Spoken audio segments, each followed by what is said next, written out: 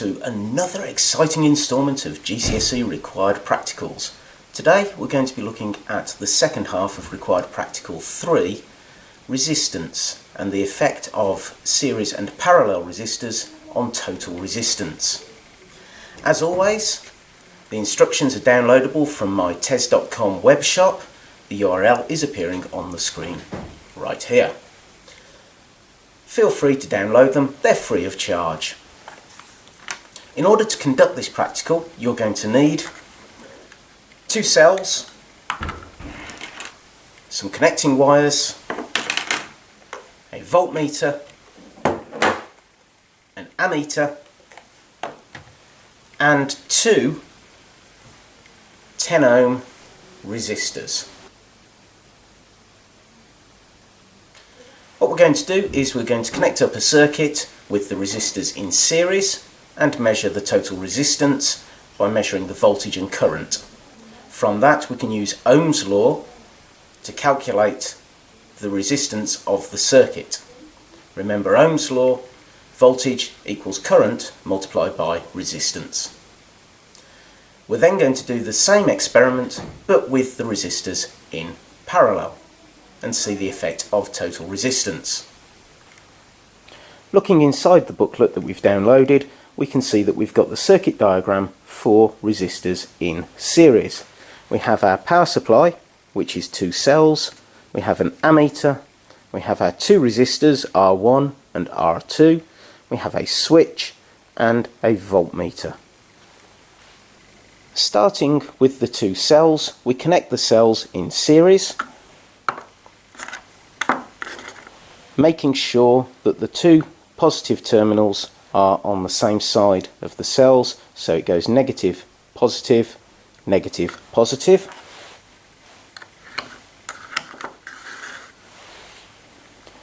We then connect up the positive side of the cell to the ammeter. Remember, ammeters always go in series. From the ammeter we connect up to the first resistor. In order to make a connection, we place a crocodile clip onto the 4mm lead, and then we can connect the resistor with the crocodile clip like so.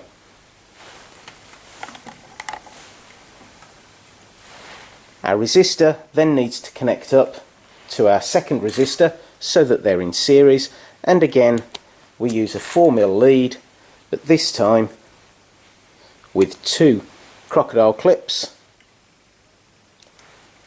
and connect up to our two resistors.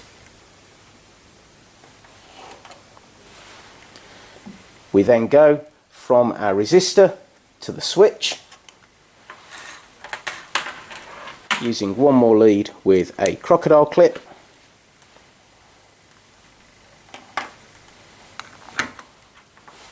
and finally from the switch to the cell. That completes the main part of our circuit. We know that we've got it correct because we have a series circuit where the current only has one path to follow. Having created the main loop of our circuit, we now want to introduce the voltmeter.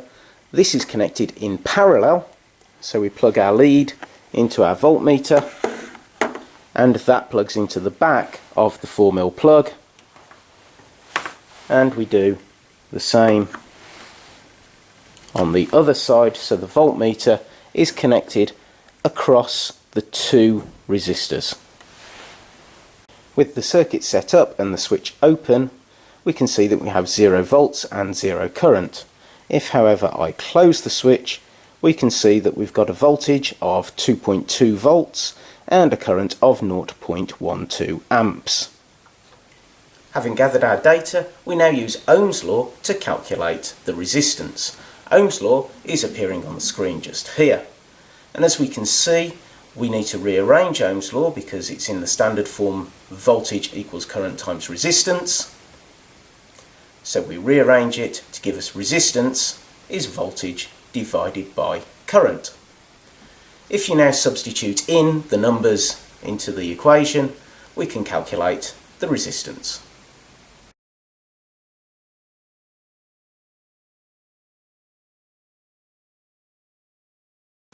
So, substituting in the numbers into our equation, 2.2 volts and 0.12 amps, we can do the calculation to give us 18.3 ohms recurring. A resistance of 18.3 ohms is not a bad result given the equipment that we're using, and you can see that the resistance of the circuit is equal to the two resistors added together. Remember, our two resistors were 10 ohms each. 10 ohms plus 10 ohms is 20 ohms. 20 ohms is fairly close to 18 ohms, so we can see that we have roughly proven the rule that the total resistance of a series circuit is a sum of all of the resistances. Now, having calculated the resistance for our series circuit, we need to reconstruct our circuit into a parallel circuit, and then, using that, calculate the total resistance for our resistors in parallel.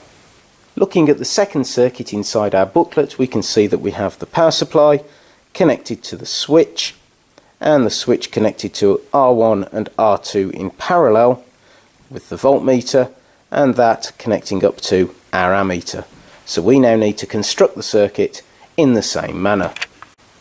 To connect up our circuit in parallel, we go from the cells to the switch, from the switch to our two resistors. Now, to make this easy, we're just going to twist together the two ends of the resistors so that they hold still.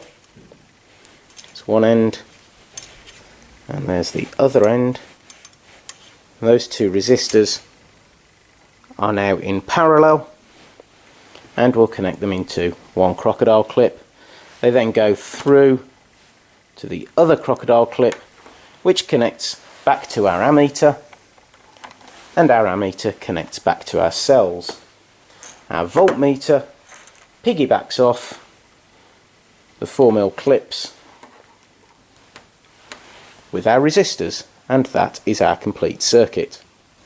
As you can see, with the switch open, we've got 0 voltage, but when we close the switch, we have a voltage of 1.77 volts and a current of 0.39 amps.